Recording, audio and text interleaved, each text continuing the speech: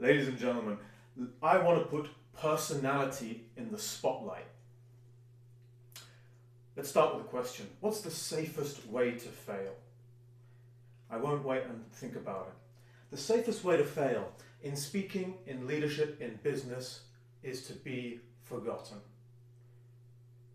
The Cambridge Dictionary defines personality as the type of person you are, as evidenced by the way you think, feel, and behave. So, why do we need to talk about this? Many of us learn to avoid the spotlight.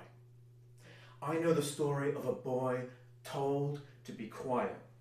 He was naive. He learned to smooth his edges, to stay out of the spotlight. And he grew up and he wanted to lead teams, to build organizations.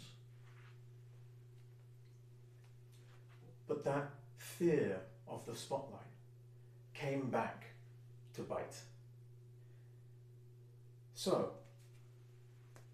the core behind this is that in order to effectively lead, sell, build organizations, recruit new members to our club, people need to know us. They need to get to like us, and they need to get to trust us.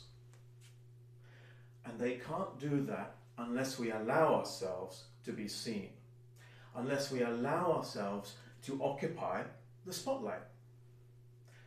And not just be seen, but to show our personality.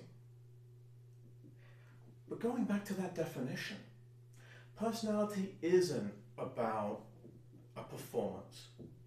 It isn't about putting on a mask. No, the Cambridge Dictionary's definition, which we looked at a minute ago, is about the type of person you are, and that's character. And giving evidence of our character to others so that they can make decisions about us. The problem is that for so many of us, there's a lot of tension with that. The tension is, if we really show who we are, some people are not going to like us.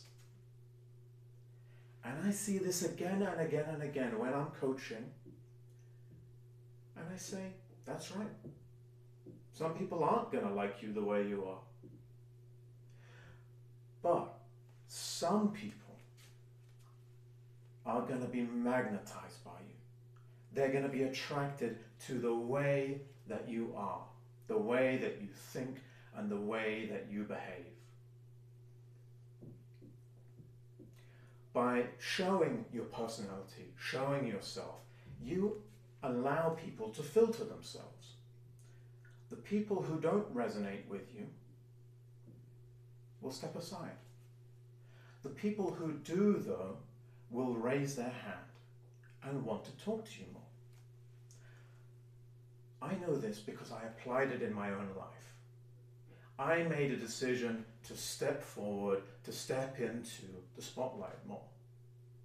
And it was deeply uncomfortable for me. I had to battle through all my fear of being judged, my fear of being disliked, my fear of failing in public.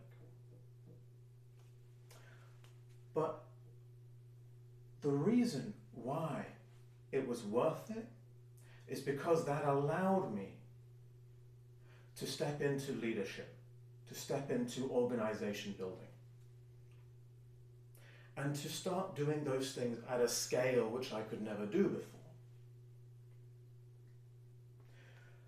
This project is about public relations. Every club needs to recruit new members. And to do that, we need to be seen by people who don't know us. And we need to give them enough information about us so that they can make a decision whether they like what we are about, what our organization is about, and whether they trust us enough to come and join us. Ladies and gentlemen, you have an opportunity to show all the best parts of yourself. And there are people out there who want to see it.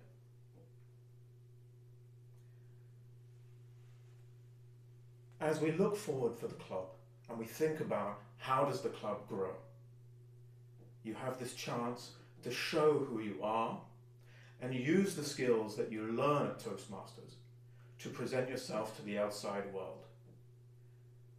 Not only is this the ultimate way of expressing our learning, but it's also how our club grows going forward. Ladies and gentlemen, put your personality in the spotlight and allow the right people to find you. Thank you.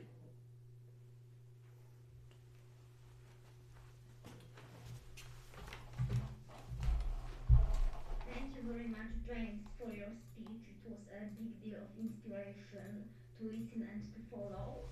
And now we will proceed according to two steps. So first of all, I will ask you in a moment what are your general impressions on the speech, what maybe you dislike, what did James did exceptionally well, and what are some areas to improve, to